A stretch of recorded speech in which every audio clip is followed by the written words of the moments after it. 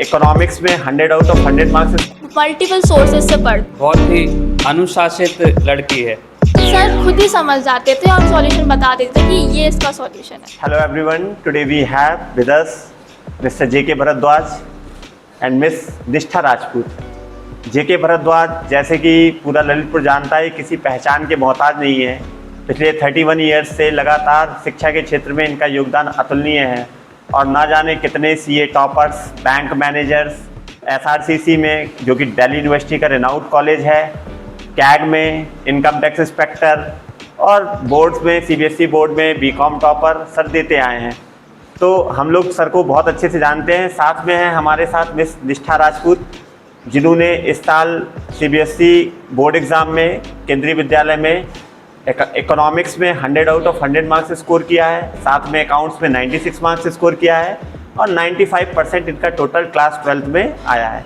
आज हम इन दोनों से बातचीत करके डिकोड करने की कोशिश करेंगे कि निष्ठा की सफलता का राज क्या है और कैसे इन्होंने इस योगदान, मतलब सर का क्या योगदान रहा इस सफलता में और कैसे इन्होंने अपनी कंसिस्टेंसी, हार्डवर्क, डिटर्मिनेशन, परसिवरेंस से इस सफलता को अचीव किया है।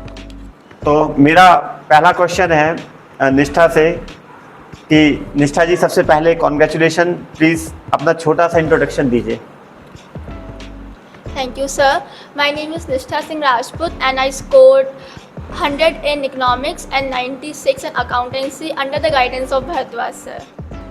100 इन इकोनॉमिक्स, 96 इन अकाउंट्स, मतलब ये तो बहुत बड़ी बात है अकाउंट्स में, इकोनॉमिक्स में इतना मार्क्स स्कोर करना।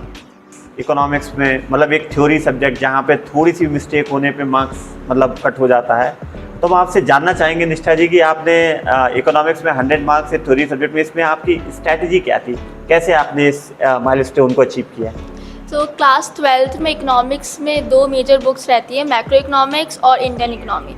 मैक्रो तो पूरा प्रैक्टिकल बेस्ड है, तो उसमें अंडरस्टैंडिंग और कॉन्सेप्ट क्लियरेंस चाहिए, और इंडियन इकोनॉमी में थ्योरी बेस्ड है तो उसमें कंटिन्यूस रिवीजन चाहिए। तो उसमें हेल्प करा नोट्स मेकिंग से बहुत हेल्प हुआ अच्छे से सब कुछ समराइज़ करने में और रिवाइज़ करने में। मतलब आपने नोट्स बनाए, नोट्स मतलब आपने नोट्स में किसी टीचर ने आपको स्पेशली, वो तो हम लोग को पता है, लेकिन हम आपके मुंह से जानना चाहेंगे आपके द्वारा कि नोट्स मेकिंग में आपने किसकी हेल्प, क्या आपके मेंटर कैसे आपने बनाया? हाँ, तो कॉन्सेप्ट बेस्ड में तो भरद्वाज सर ने हमेशा ही हेल्प की है, क्योंकि वो सब कुछ कॉन्सेप्ट बेस्ड पढ़ाते थे और कॉन्सेप्ट स्ट्रॉन्ग हो तो सब कुछ फिर अच्छा हो ही जाता है। अकाउंट्स में भी आपका 100 में से 96 मार्क्स स्कोर है, मतलब ये तो बहुत बड़ा, मतलब ये भी एक अच्छा अचीवमेंट है। तो अकाउंट्स में कैसे आपकी क्या स्ट्रेटजी रही? इकोनॉमिक्स तो मान लीजिए थ्योरेटिकल सब्जेक्ट है, आपने कंसेप्ट बिल्डिंग हो गई, आपने लिखने का आपका, आई एम श्योर आपकी हैंड राइटिंग भी बहुत अच्छी होगी और हर चीज़ आपने।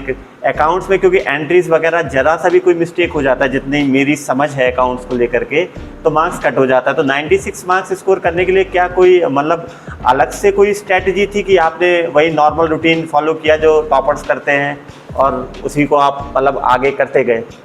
स्ट्रैटेजी तो एज सच स्टार्टिंग में नहीं लग रही थी, बस हम भरद्वाज सर को ही फॉलो कर रहे थे। And I must say just go with the flow, go with Bharadwaj sir, क्योंकि स्टार्टिंग में लगेगा कि शायद सही नहीं हो रहा है, फिर लास्ट तक आते आते सब कुछ हो गया था। तो basic thing is concept building. Bharadwaj sir बहुत आराम से पढ़ाते हैं और इस साल हम लोगों ने रिविज़न भी बहुत किया और क्वेश्चन पेपर से उससे भी बहुत हेल्प हुई। और फिर प्री बोर्ड्स में जहाँ पे गलती हो रही थी वहाँ पे ज़्यादा प्रैक्टिस की और ज़्यादा ध्यान दिया, फिर डाउट्स पूछे सर से, फिर सर ने भी बहुत हेल्प की। तो सब कुछ मिला के खुद की मेहनत, सर की मेहनत से हो गया। कुल मिलाकर के जो हम समझ पा रहे हैं, आप ये कहना चाह रहे हैं कि ट्रस्ट द प्रोसेस। आपको प्रोसेस में कभी अप्स एंड डाउन्स आएंगे, आपको लग सकता है कि कुछ सही नहीं चल रहा है कभी कभार बाई चांस, जो कि होता है, हर टॉपर बच्चे के साथ होता है, लेकिन at the end of the day आपको मतलब रिजल्ट मिलेगा, आपको आउटपुट मिलेगा। आपको एक टीचर को 100% ट्रस्ट करना पड़ेगा और आपको समझना पड़ेगा।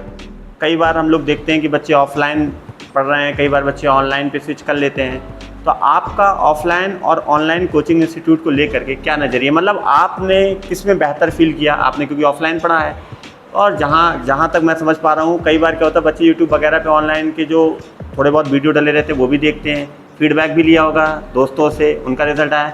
तो एक जो निचोड़ आपने निकाल पाया ऑफलाइन और ऑनलाइन स्टडीज़ का, वो क्या है? According to me offline tuition is better than online. हाँ, अगर रिसोर्सेज नहीं है बच्चों के पास तो ऑब्वियसली उनके पास एक ही ऑप्शन रहेगा ऑनलाइन कोचिंग्स का, लेकिन offline coachings are always better क्योंकि वन ऑन वन इंटरेक्शन हो पाता है स्टूडेंट्स और टीचर्स का। Also the main thing is doubt solving. For example मेरे ही केस में मुझे जब भी सर से डाउट पूछना होता था तो मैं एक्सप्लेन नहीं कर पाती थी सर को कि मेरा क्वेश्चन में क्या स्पेसिफिक डाउट है, लेकिन सर खुद ही समझ जाते थे और मुझे खुद ही सॉल्यूशन बता देते थे कि ये इसका सॉल्यूशन है।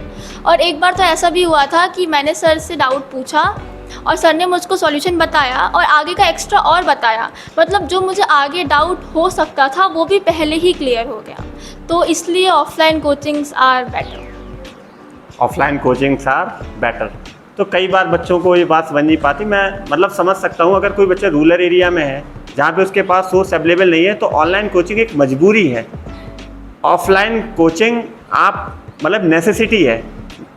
ऑनलाइन कोचिंग में आप क्या है, मान लो आपको सोर्स अवेलेबल नहीं है तो आप थोड़ा सा सिलेबस देखने के लिए और चीज़ करने के लिए आप उसको ले सकते हैं, लेकिन जो एक ऑफलाइन कोचिंग में इमोशनल टच होता है, जो 1-to-1 इंटरेक्शन होता है, जो 2-वे कम्युनिकेशन होता है, वो ऑनलाइन कोचिंग में मिलना मुश्किल है जहाँ तक मुझे लगता है। क्यों निष्ठा जी? Yes right. हम सर से जानना चाहते हैं, कुछ कहना चाहेंगे आप सर इस बच्ची के बारे में? और बेहतरीन रिजल्ट दिया इसने। हाँ, निष्ठा के बारे में हम ये कहना चाहते हैं कि निष्ठा एक बहुत ही अनुशासित लड़की है और ये कभी भी जो भी होमवर्क हमने दिया हमेशा इसने पूरे मनोयोग से होमवर्क करके लाई। डाउट्स पूछना, नोट्स बनाना, रेगुलर प्रैक्टिस। हम चाहते हैं कि निष्ठा जैसे स्टूडेंट सभी के लिए मिलें और हमें प्राउड है निष्ठा के ऊपर। वाह सर। डिसिप्लिन, जैसे कि सर से हम समझ पा रहे हैं, डिसिप्लिन मस्ट है। आपको मतलब डेली टारगेट्स को अचीव तो करना ही पड़ेगा। जब तक आप डेली टारगेट्स को अचीव नहीं करेंगे, आपके स्लीपिंग आवर, आपको जो दिया गया है वर्क दिया गया है, अगर आपके बैकलॉग्स लगते गए तो प्रॉब्लम हो सकती है। तो निष्ठा, ये टाइम मैनेजमेंट में कोई प्रॉब्लम होती थी आपको? नहीं, हाँ कभी कभार प्री बोर्ड्स वगैरह के टाइम पे कि सब कुछ देखना है, एग्ज़ाम भी और बाकी सारे कुछ अलग से रिवाइज़ करना है, कुछ छूट गया है पीछे तो उसमें होती है। तो स्टार्टिंग से ही अगर थोड़ा थोड़ा करके चलें तो फिर वो लास्ट में फिर इतना ज़्यादा सब कुछ मिक्सड अप नहीं होता है। तो निष्ठा जी से अब हम जानना चाहेंगे अगला सवाल कि उन्होंने इस जर्नी में मतलब एज ए मतलब किसी भी बच्चे की सफलता में एक आध सफलता तो नहीं होती, बहुत सारे लोगों का रोल होता है। पेरेंट्स का रोल क्या था आपकी इस जर्नी में? पेरेंट्स का भी बहुत रोल था, उन्होंने हमेशा ही सपोर्ट किया और हमेशा मुझे कॉमर्स स्ट्रीम भी ये बोला कि कोई सी भी स्ट्रीम लो बेटा, जो तुम्हारा इंटरेस्ट है उसमें ही जाओ, ना कि परसेंटेज के बेसिस पे या फिर सब लोग क्या कहते हैं। जो तुम्हारा इंटरेस्ट है उसमें ही जाओ और जो करना है वही करो। हाँ, मैं जैसे कि बताना चाहूँगा, कई बार क्या होता है लोगों के मन में ये अवधारणा रहती है कि कॉमर्स वीक स्टूडेंट लेते हैं, साइंस इंटेलिजेंट स्टूडेंट लेते हैं। लेकिन जो मेरा व्यक्ति मैं टीचर हूँ सर के साथ और मैं साइंस का ही टीचर हूँ, फिजिक्स पढ़ाता हूँ। तो मुझे जो समझ में आया है, कई बार बहुत अच्छा किया बच्चों ने, कई बहुत टॉपर बच्चे भी कॉमर्स लेते हैं। इकोनॉमिक्स एक बहुत ही शानदार सब्जेक्ट है। आप साइंस और कॉमर्स के स्टूडेंट्स को इस बात पे जज नहीं कर सकते कि आपने साइंस लिया तो आप इंटेलिजेंट हैं, आपने कॉमर्स लिया तो आप वीक हैं। कई टॉपर बच्चे भी लेते हैं, कई बच्चों, और एक कॉमर्स एक नई जर्नी होती है। अगर बच्चे का इसमें इंटरेस्ट है तो आप इकोनॉमिक्स की फील्ड में, अकाउंट्स की फील्ड में आप बहुत अच्छा कर सकते हैं। तो हम निष्ठा जी से मेरा अगला सवाल ये है कि आप अपने जूनियर्स को क्या एडवाइस देना चाहती हैं? मैं यही एडवाइस देना चाहूँगी कि हर सब्जेक्ट्स को थोड़ा थोड़ा मतलब साथ में लेके चलो और सबको डेली या वीक में 4-5 बार तो रिवाइज़ करो ही करो। और साथ में वही जो मैंने पहले बोला था, trust the process.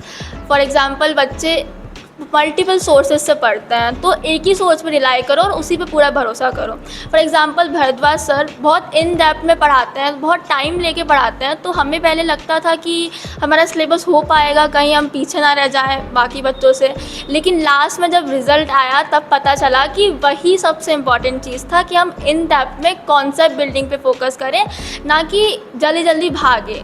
It is quantity पे ना देखें, हम क्वालिटी को देखें। Very good. कई बातें तो निष्ठा के मतलब इंटरव्यू लेते लेते मुझे भी मतलब, हम ऐसा नहीं है कि टीचर ही बच्चों को सिखाते, कई बार ऐसा लगता है कि बच्चों का जो डेडिकेशन है, हार्ड वर्क है, वो मतलब सीखने योग्य है।